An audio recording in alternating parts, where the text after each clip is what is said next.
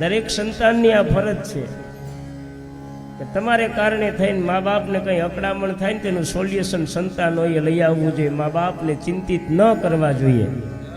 ઘણું બધી કથામાંથી જાણવાનું, જીવન જીવવાની એક રીત શીખવાની.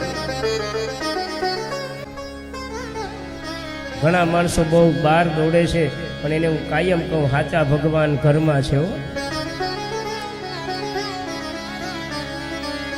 દરેકને માટે સાચા ભગવાન હોય ને તો ઘરમાં છે.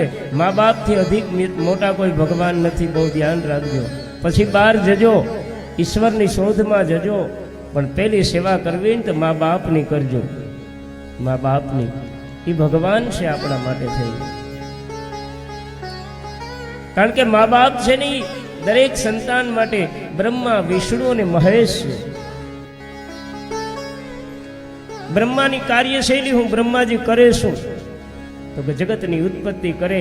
તમારી ઉત્પત્તિ કરનાર તમારા મા બાપ છે, એટલે તમારા માટે બ્રહ્મા છે. ભગવાન વિષ્ણુનું કાર્ય શું? ભગવાન વિષ્ણુ આ જગતનું પાલન અને પોષણ કરે છે.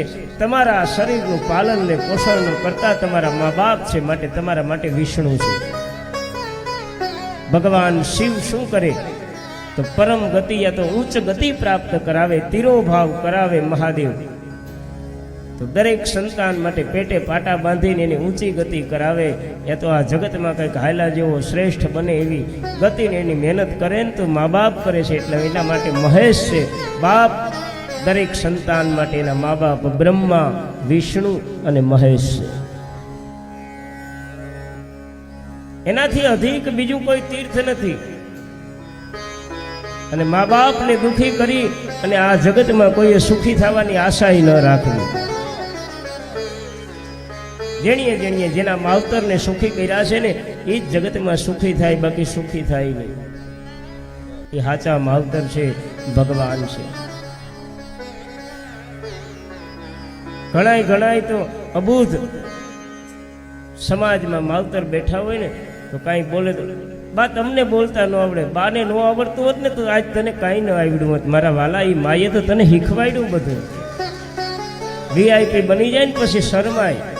મા બાપને ક્યાંક સમાજમાં સાથે લઈ જતા શરમાય.